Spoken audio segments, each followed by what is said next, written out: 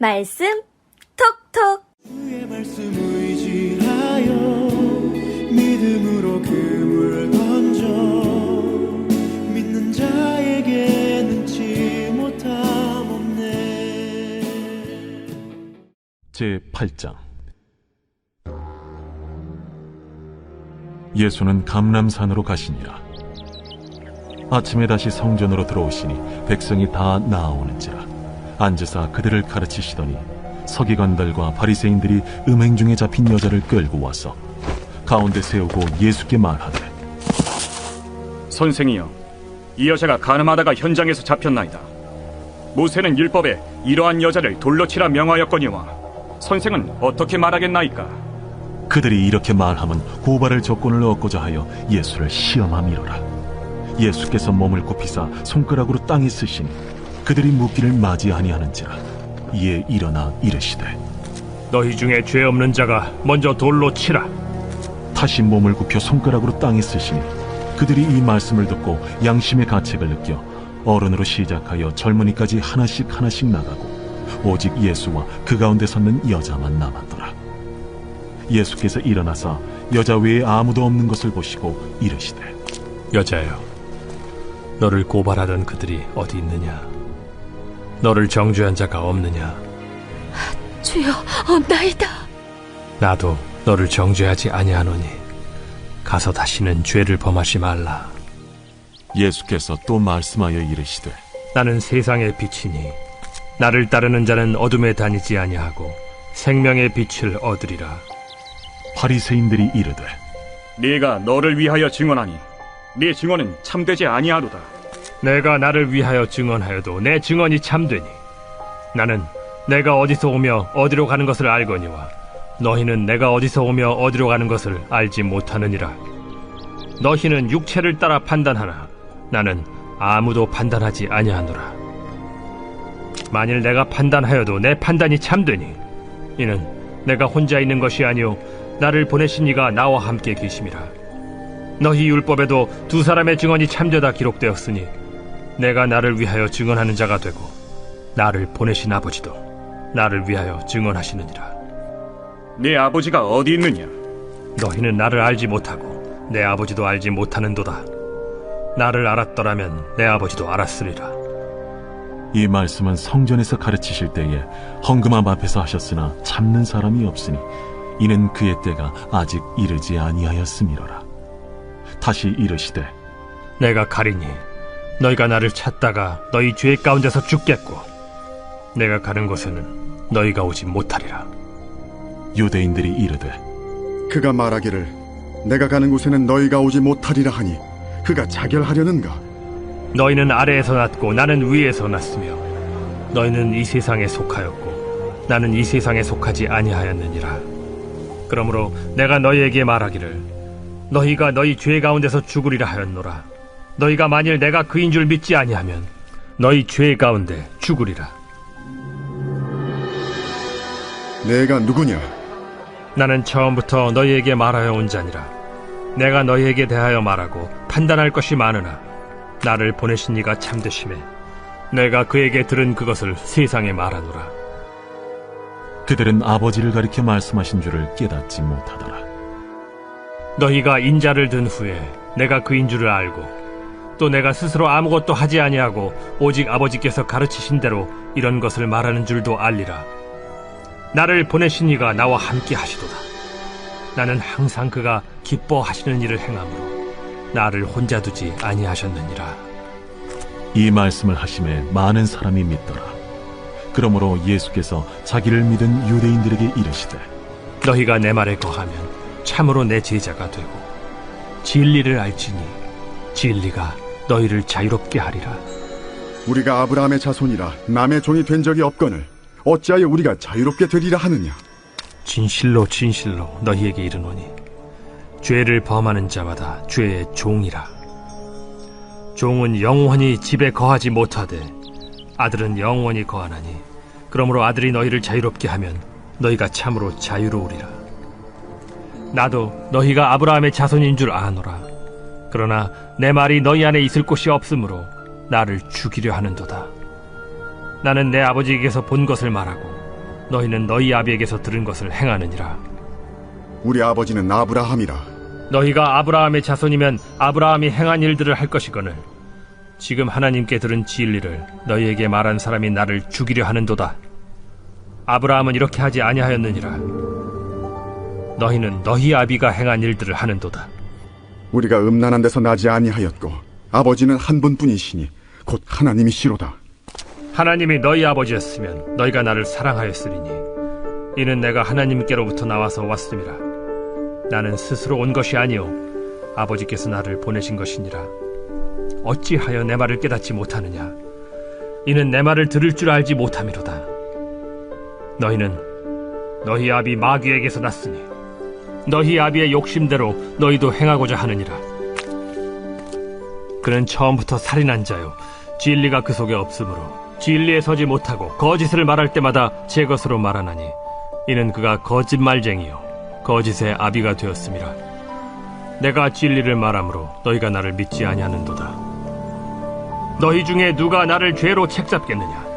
내가 진리를 말하는데도 어찌하여 나를 믿지 아니하느냐? 하나님께 속한 자는 하나님의 말씀을 듣나니 너희가 듣지 아니함은 하나님께 속하지 아니하였음이로다.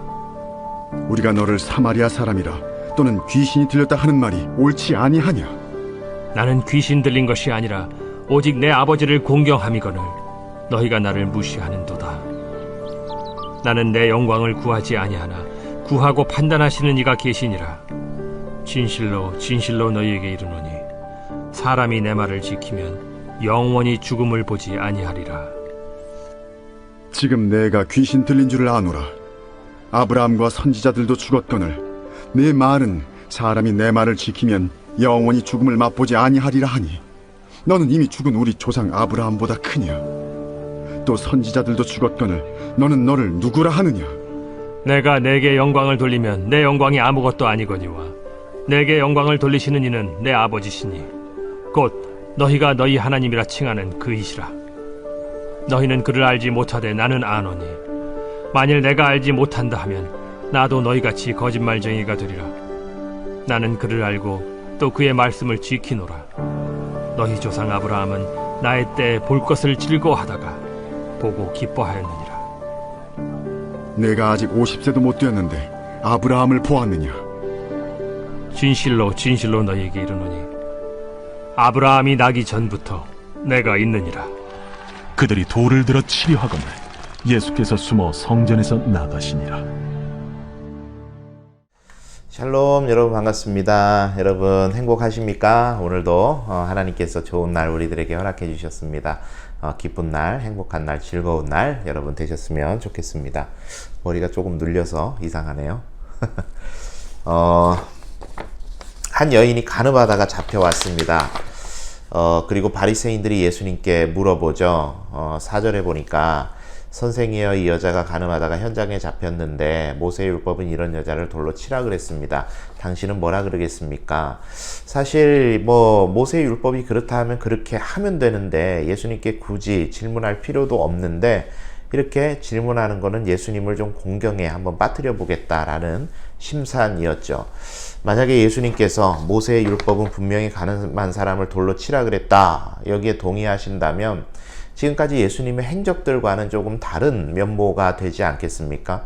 지금까지 세리와 죄인들을 선대하시고 죄인들을 구원하시기 위해 하신 뜻들을 펼치셨는데 그런 것과 이제 그러한 예수님의 발자취들이 무의미해지는 결과죠. 또 반대로 모세의 율법을 지키지 않고 이 여인을 용서해라 그렇게 한다 그러면 이제 하나님의 율법 말씀을 정면으로 반박하는 거가 되죠.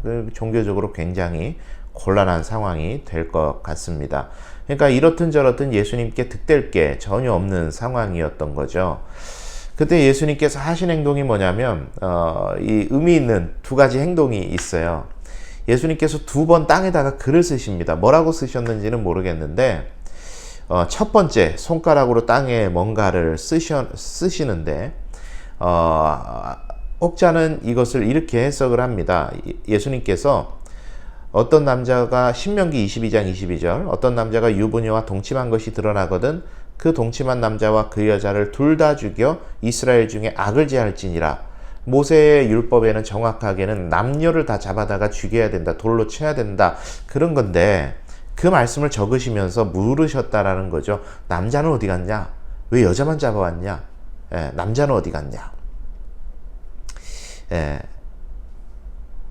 그러니까 여인이라고 해서 막대하거나 어떻게 돼도 된다, 상관하지 않으신 것이 아니라 그 앞에서 심사숙고하고 계시는 거예요. 여러분, 우리가 참 섣불리 생각하고 섣불리 행동하고 섣불리 말하고 섣불리 하다가 실수하고 다른 사람에게 상처 주고 씻지 못할 모욕감을 줘서 마음에 상처를 남기는 일들이 참 많이 있습니다. 이 섣불리 하는 거 조심해야 돼요. 심사숙고하는 게 필요합니다. 그리고는 말을 꺼내시는데 너희 중에 죄 없는 자가 먼저 돌로 치라, 그렇게 하시고 이제 금세기 최고의 명언을 날리신 거죠. 노구도 토를 달 수 없는 그런 말을 하십니다. 그리고 또 한번 손바닥에다가 쓰시는데 이번에는 예수님께서 뭘 쓰셨을까? 이걸 해학적으로 이제 글을 쓴 내용을 한번 본 적이 있는데 예수님께서 그러셨다라는 거죠. 돌 들고 있는 남자들의 이름을 한 명 한 명 이름을 쓰시면서 너 홍길동 몇 날 며칠 어느 여자와 간음했지? 너 김개똥 언제 어디서 남의 거 훔친 적 있지? 너 변사또 안식일 범했던 적 있지? 하면서 쓰셨다는 거예요. 그걸 보는 사람들이 마음에 찔려 도망간 거라는 거죠. 재미있는 해석 아닙니까? 그런데 뭘 쓰는지는 정확하게 알 수는 없어요. 그런데 이 두 번째 쓰시는 것 또한 예수님의 심사숙고라고 생각이 돼요. 첫 번째 쓰신 것은 예수님께서 심사숙고하시기 위해서 시간을 가지셨던 거고, 두 번째 글을 쓰신 것은 그들에게 심사숙고할 수 있는 기회를 주신 것 아니겠습니까?